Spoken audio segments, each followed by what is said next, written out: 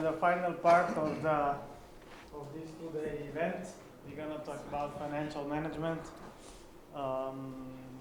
This topic is sometimes a bit boring, but nevertheless it is so important because we know we have to manage our money well, especially because none of us have plenty of it.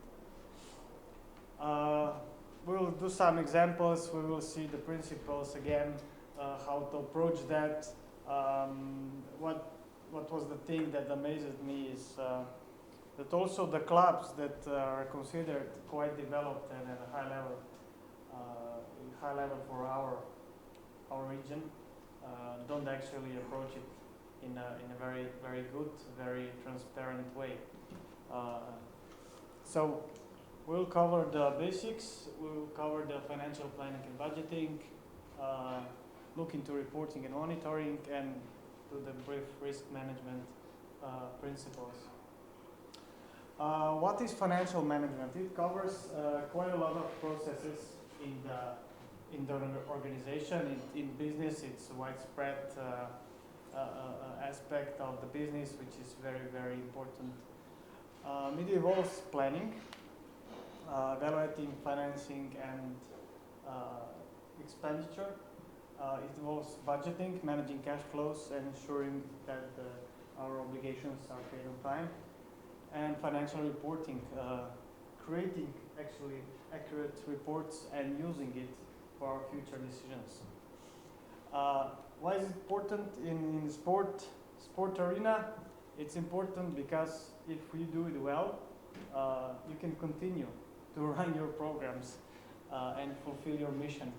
And on the other side, to work also on development. Who's actually responsible for it? Depending on the size and the level of the organization, you have board of directors, usually directly responsible for financial management. Some people more, some people less. Some organizations also have a treasurer and the supervisory board who actually supervise from time to time how the things are going. Financial planning and budgeting. I'm sure you are all involved in these processes, so we will just go quite briefly through it. But if we could recall yesterday when Marco was saying here at the stage how important it is to have a clear vision and mission, and to align everything in that direction, including the finances, not just choosing the activities, but including the finances to follow that same direction. Because none of us has so much money, we have to work also on the prioritization, what we're going to spend on, when we're going to spend on, and why. Is that important? Basically, it's a tool for efficient and effective use of finance. In a lot of sports, where seasons don't go as calendar year, which is usually used for reporting in finance, it's recommended to do the seasonal budget as well, not just the annual one. So, back to, I will just put out the questions which are important to answer in each step when you approach planning and budgeting. What do we want to do and achieve? What is our goal? From that, we go to what goals should we, what smaller goals, what steps should we make to fulfill that mission, to do it, to actually finish there where we plan. Then we have to ask ourselves, what do we need to achieve those goals? What are the small steps and what is required to complete them? In the end, how much will it cost? These are the questions. If you see, it goes gradually. If you want to win the championship with your own homegrown players, you need good coaching staff. You have to invest in good coaching staff. When do you not want to achieve it? If it's in 5 years, it would be good if you invested in coaching 10 years ago. So everything connects. Step 2, what financial resources we have available? Where does our money come from? And how can we work on increasing it? We've been through some strategies and ways to do it. We could all use it, but basically here is the question: how we can get more from specific revenue source, or how we can add more revenue sources to reduce the risk and diversify our sources. Another question is, when will we receive the money? Especially in public funding, in our case was that we started the season in September, but we got public funding on March, which was weird, but we had to do it some way. What is the price we charge for our tickets and membership fees? These are some important revenue streams in ice hockey in our world. Also to consider our external funding sources. I'm talking about government, EU funding, and of course sponsorships. Perhaps the most important question we have to consider is how certain, how guaranteed are these financial sources? Because we can all say we're gonna sell 50,000 tickets next season, but are we really gonna do it? So the question is, we have to be realistic about it. This is just I actually took the numbers from the budget we made in our club, and here we separated our income sources into own, where there are season tickets, daily tickets, merchandise sales, and lucky draw. These are the fun games that we actually charge people who participate in. Then we have governmental funding. We got 8,700 euros from the city, which was, I would say, one quarter of the yearly budget in reality. Then we had sponsorships, which didn't realize at these numbers, so we were very bad at estimating how fixed are our revenue sources. And then we have membership fees just for the administration and people who are involved in the club. So these were our sources. Next step is, what do we need or want to spend our money on? We have to identify the list of areas. Could you go back, please? Is that including the participation in IGL? In IGL, the budget is 66. No. This is from quite a few years ago.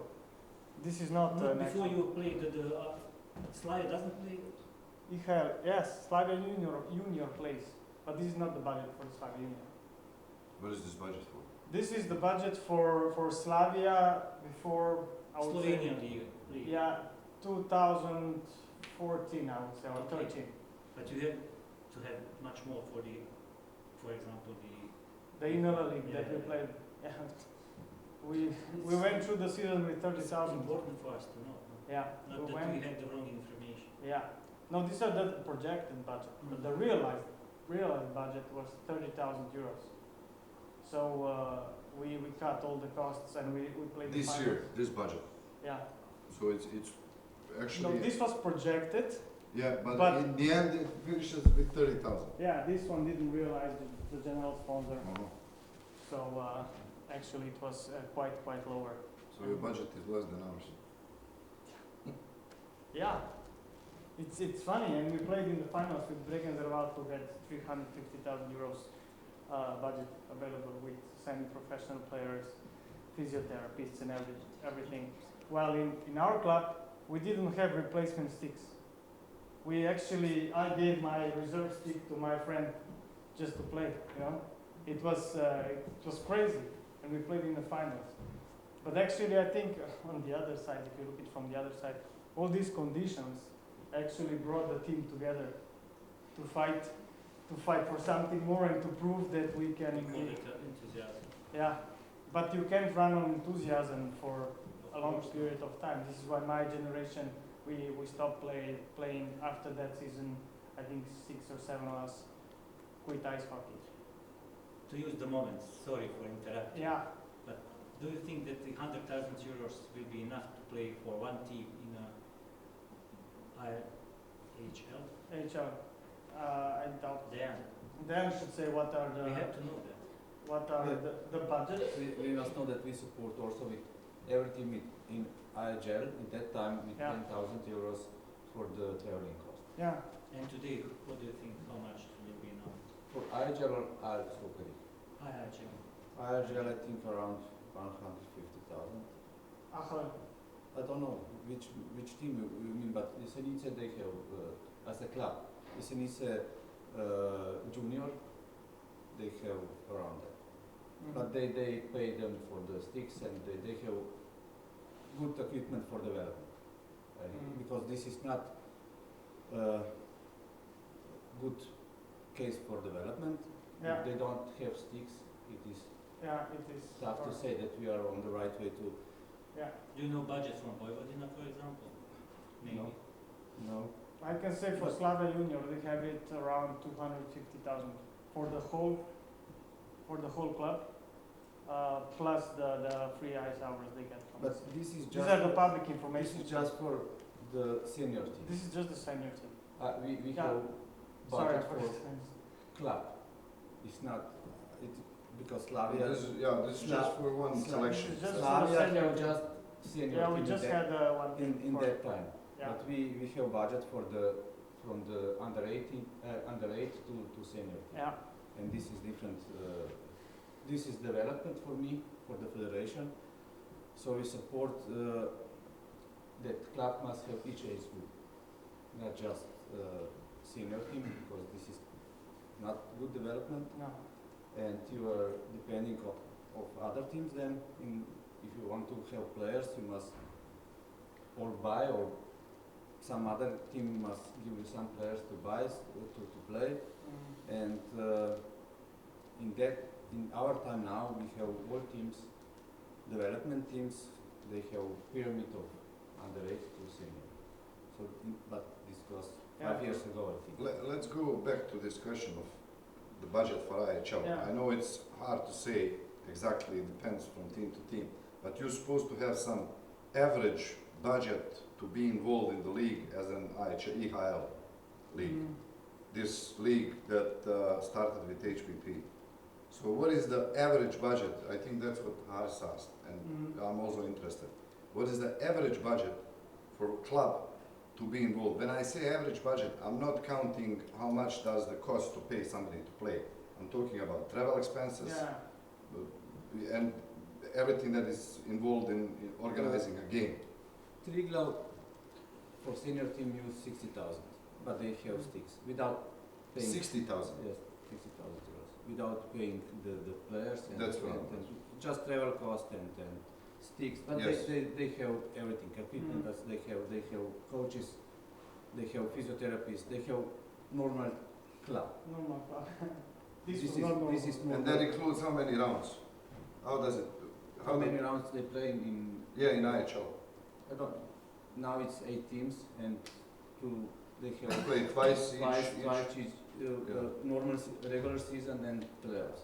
Yeah. But they are in the final last season and they spent around 60,000. So in average, you're talking about 20 games per team. Yes, if you are If you Regular finish season. before the playoffs. yes regular season. Yeah. Okay. We were talking what do we need to spend our money on. Here I would just like to emphasize that it's important that we focus on short-term goals and long-term goals, because if we focus only on short-term goals, we will damage and hit the development. On the other side, if we only focus on long-term goals, perhaps that we won't even exist at that point. So we have to be balanced in approaching and following specific goals, but they all should lead into direction that we want to go. And this is the expenses budget. I included the debt figures from the years and the previous year, but these were actually our costs for the game. We divided in home games, away games, equipment and team, operational. Here you see we didn't even put the sticks inside or any clothing or equipment for the team. So we were like dressed like what everyone had at home. We just like gypsies. It's crazy. We didn't look professional at all, but no, it still happens. We were it was how it was, and we try to compensate it on ice, showing that we are capable, even if we don't have everything available. You will get this presentation and also the template you can use for your organizations, and perhaps it would be also wise to share all of this with the clubs who can actually benefit from seeing or doing it in some kind of way like this. Creating a budget, you have to aim to be realistic, and you have to, like mentioned, you have to find balance between future and present. You have to check out the expenses you can avoid or lower. Perhaps some can be lowered by doing a partnership with the equipment supplier or transport supplier or accounting service supplier. We put it on board, and actually we're paying just a very small fee for accounting services. From 300 it went to 50. So in monthly terms, it's not a lot, but if you put it in 12 months, it's quite a nice saving. Here you have to figure out which activities are fundamental for your existence. What you simply have to do, and this is what we did. We didn't have money. We know we have to cover the home games costs for the referees, medical staff, and security. For away, we have to cover the transport cost, and we need the coach. That's all we did. This You was sleep in the bus or what? no, we did, no, we did 1 day trips to Bregenzer 10 hours and then back. Yeah. So we saved on the hotel costs. So it was crazy. It was really hard. What income sources are we not taking advantage of to their full potential? How can we improve our negotiating position? I was saying before, you have to work on visibility and striking media partnerships to improve visibility, to have the leverage to negotiate for better sponsorship deals. We talked about short-term and long-term already, but this is the budget when you bring together the income and the expenses. Here we see this balanced budget, but mostly because we included the debt from previous years. They're still working on paying this debt, and we are 5 years from this time. It is very suggested to create monthly budgets, so not just like this, it's a total amount per year, but if you do columns for each month, and this enables you to figure out and identify the times when the income will be low and budget will be very tight, and by identifying those moments, you can work on strategies how to challenge that even before. You can negotiate payment delays in advance. It's not really common for club to know that in 1 month he will not be able to pay for the transport for all the games.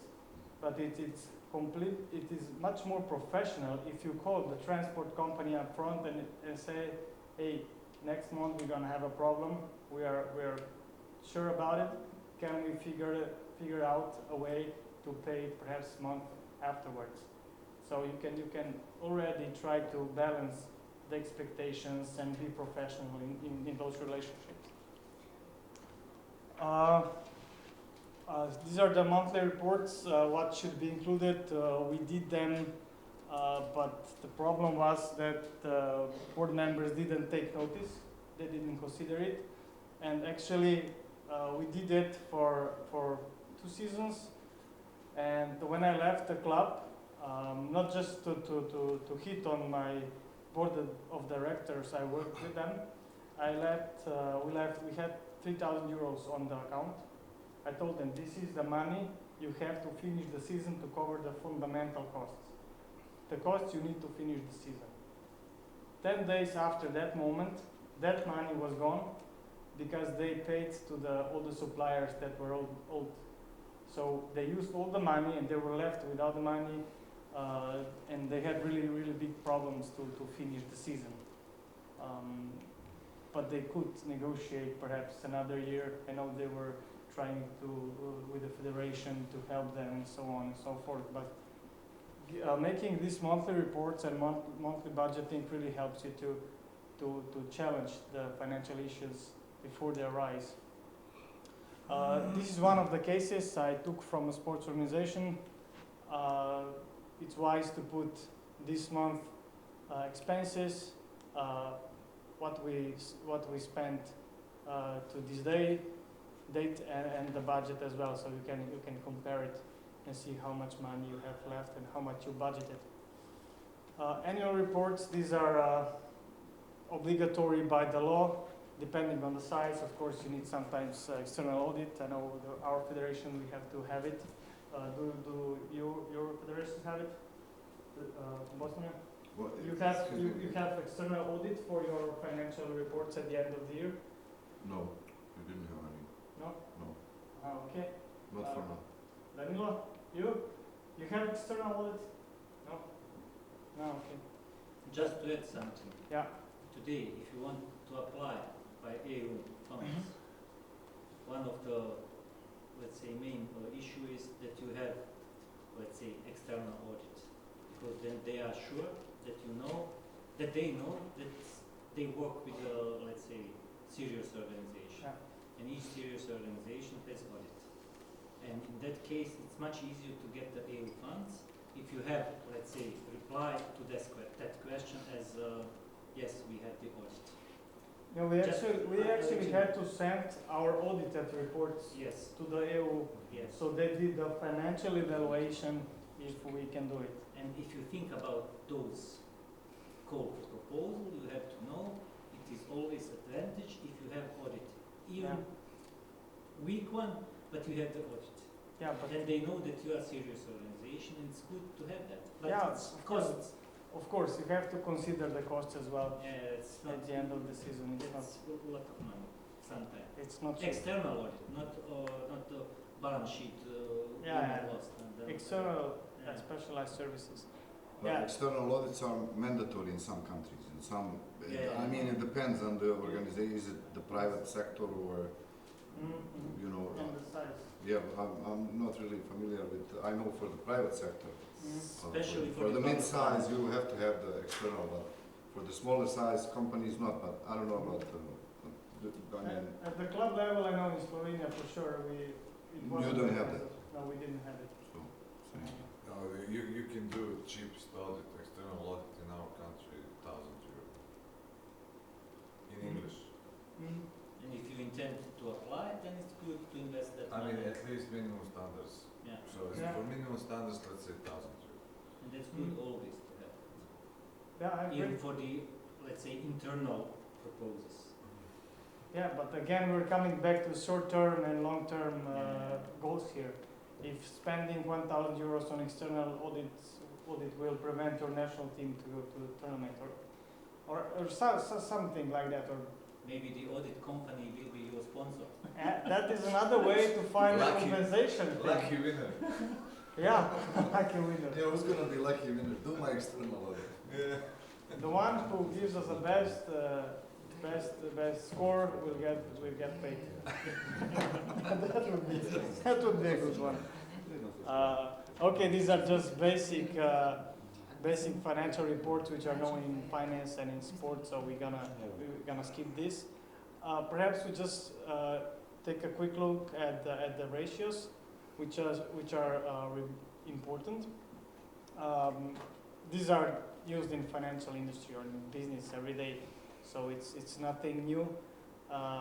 With liquidity ratios, we measure ability to pay off short-term obligations, meaning transport, coach, and this short-term stuff. Profitability benchmarks, you can use them to compare with other organizations that are similar to yours. One that is, but I would really like to focus on these operational benchmarks, which I find really important, especially for the small club. Activity expense benchmark means how profitable each activity is. does it bring more money than it costs? But one thing we were discussing before about non-economic reasons to invest into infrastructure. Here you have to take in mind that some expenses will only bring return or income on the long term. Investing in good coaches can help you bring in players, retain players, and bring the best out of them. That is one. If you have great players, you have better league. If you have better league, probably you'll have more fans, more income on the long term. So everything builds on each other. Activity expense to total expense benchmark. This is something you can use to figure out your biggest expenses. These are the ones on which have potential to be lowered. You can look into ways to maybe do some compensations, offering sponsorship. They lower your cost, your income, not income, invoice. And then it's activity income to total income benchmark. This one is really important. It helps you figure out which income sources are very, very important to you, which are crucial, and these are the ones you have to protect at all costs. But also keep in mind that this will show you how your income is structured, and perhaps you can think about how you can diversify it, so you won't be only reliant on one single big sponsor, but perhaps finding more of them will lower your risk to just to be left without money.